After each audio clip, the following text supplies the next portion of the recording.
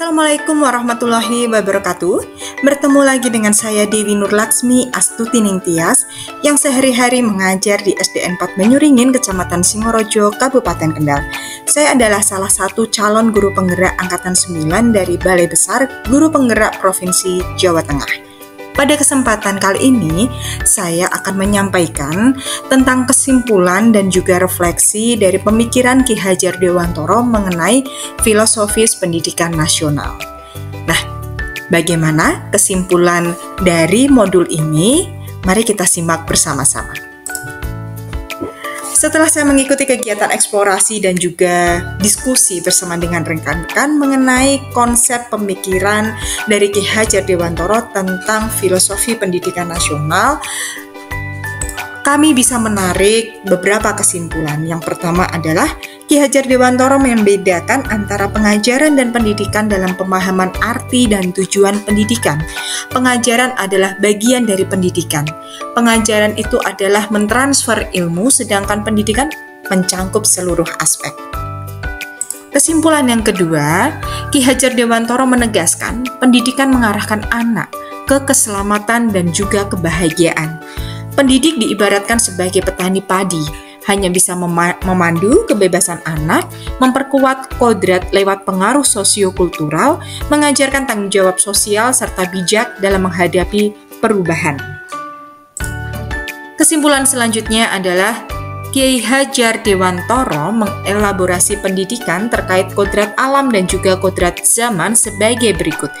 Dalam melakukan pembaharuan yang terpadu, hendaknya selalu diingat bahwa segala kepentingan anak didik, baik mengenai hidup diri pribadinya maupun hidup kemasyarakatannya, jangan sampai meninggalkan segala kepentingan yang berhubungan dengan kodrat keadaan baik pada alam maupun zaman. Lalu pada kesimpulan selanjutnya adalah budi pekerti merupakan keselarasan atau keseimbangan hidup antara cipta, rasa, karsa, dan juga karya. Keselarasan hidup anak dilatih melalui pemahaman kesadaran diri yang baik tentang kekuatan dirinya agar mampu memiliki kesadaran sosial bahwa ia tidak hidup sendiri dalam relasi sosialnya, sehingga ketika membuat sebuah keputusan yang bertanggung jawab dalam kemerdekaan dirinya dan kemerdekaan orang lain, dia bisa bertanggung jawab. Nah, untuk kesimpulan selanjutnya, ada 3 metode pengajaran yang bisa dilakukan untuk melakukan pendidikan. Ketiga metode tersebut adalah metode Montessori, di mana metode ini mementingkan pelajaran panca indera. Yang kedua adalah Froebel, di mana metode ini yang diutamakan adalah permainan anak-anak dan kegembiraan anak-anak. Sedangkan yang ketiga, metode taman siswa bisa dikatakan memakai kedua metode tersebut. Akan tetapi, pelajaran panca indera dan permainan anak ini memang tidak bisa dipisah, dianggap satu.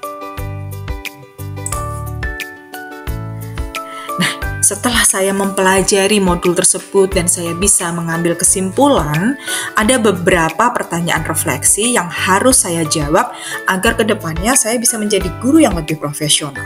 Pertanyaan refleksi pertama, apa yang Anda percaya tentang murid dan pembelajaran di kelas sebelum Anda mempelajari modul 1? Nah, sebelum mempelajari modul ini, saya melakukan pendidikan kolonial, yaitu pembelajaran yang kaku dan tidak berpihak pada siswa. Seperti apa pendidikan kolonial yang saya lakukan di kelas sebelum mempelajari modul ini? Yang pertama, pembelajaran berpusat pada pendidik, bukan pada peserta didik. Peserta didik harus mendengarkan saya ketika saya mengajar, harus mendengarkan saya ketika berbicara. Jika ada peserta didik yang mengeluarkan suara sedikit saja sudah saya tegur agar waktu itu saya berpikirnya mereka tidak mengganggu konsentrasi dari siswa lain. Lalu pendidikan kolonial berikutnya yang saya lakukan di kelas, semua siswa wajib menguasai semua materi ajar dan juga mencapai kriteria ketuntasan minimal. Pokoknya nggak boleh nggak tuntas. Intinya semua siswa harus pinter, harus bisa menguasai semua materi yang saya ajarkan. Lalu pendidikan kolonial selanjutnya yang saya praktekkan di kelas waktu itu, semua siswa itu wajib tuntas kriteria ketuntasan minimal. Jika mereka tidak bisa mencapai KKM, maka mereka dianggap gagal. Mereka bahkan kadang muncul labelisasi bahwa mereka adalah anak yang tidak pandai. Memprihatinkan ya teman-teman. Lalu pendidikan kolonial selanjutnya yang saya praktekkan waktu itu, pencapaian tujuan pembelajaran ini lebih ditekankan pada aspek kognitif atau aspek pengetahuan saja. Anak-anak saya anggap berhasil dalam belajar ketika mereka mendapatkan nilai yang berupa angka, dan itu harus minimal mendapatkan nilai KKM. Kalau misalnya mereka tidak mendapatkan nilai atau angka yang sesuai dengan KKM yang sudah ditentukan di dokumen kurikulum, yaitu tadi, mereka dianggap sebagai murid yang gagal. Nah, rekan-rekan guru yang hebat, setelah saya mengikuti pendidikan guru penggerak angkatan 9, khususnya mempelajari tentang modul 1.1 mengenai refleksi filosofis pendidikan Ki Hajar Dewantoro, ada pertanyaan refleksi yang kedua yang harus saya jawab. Pertanyaan itu adalah, apa ya yang berubah dari pemikiran atau perilaku saya setelah mempelajari modul ini? Tentunya harus berubah. Apa saja? Mari kita simak. Yang pertama, konsep pemikiran Ki Hajar Dewantoro ini intinya adalah anak-anak hidup sesuai dengan kodratnya masing-masing. Pendidik hanya dapat menuntun tumbuhnya kodrat pada masing-masing diri anak. Kodrat pada masing-masing diri anak itu unik, tidak sama satu dengan yang lain, sehingga saya tidak bisa memaksa mereka semua menjadi anak yang sama. Saya tidak bisa memaksa mereka pandai di semua bidang, karena masing-masing anak memiliki karakternya masing-masing. Lalu, ada lagi yang saya pahami mengenai konsep pemikiran Ki Hajar Dewantoro, dan ini memberi paradigma baru terhadap saya. Yang pertama, saya menjadi lebih waspada dalam mencari bahan ajar untuk diberikan kepada siswa.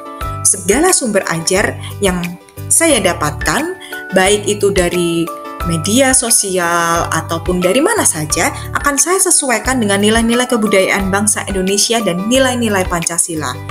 Tentu rekan-rekan paham sekali bahwa globalisasi ini bagai pisau bermata dua untuk kita. Maka kita harus bijak dalam memilih sumber ajar yang akan kita ajarkan kepada siswa. Lalu pemikiran saya berikutnya, saya menjadi mengerti bahwa tiap anak memiliki kodratnya masing-masing.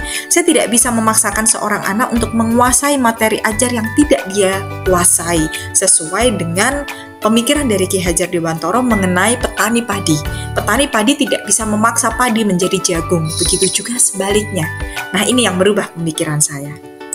Lalu selanjutnya, saya lebih memahami tentang makna ing ngarsa sung tulodo, ing madya mangun karso tut wuri handayani, atau di depan memberi contoh, di tengah memberi semangat, di belakang memberi dorongan.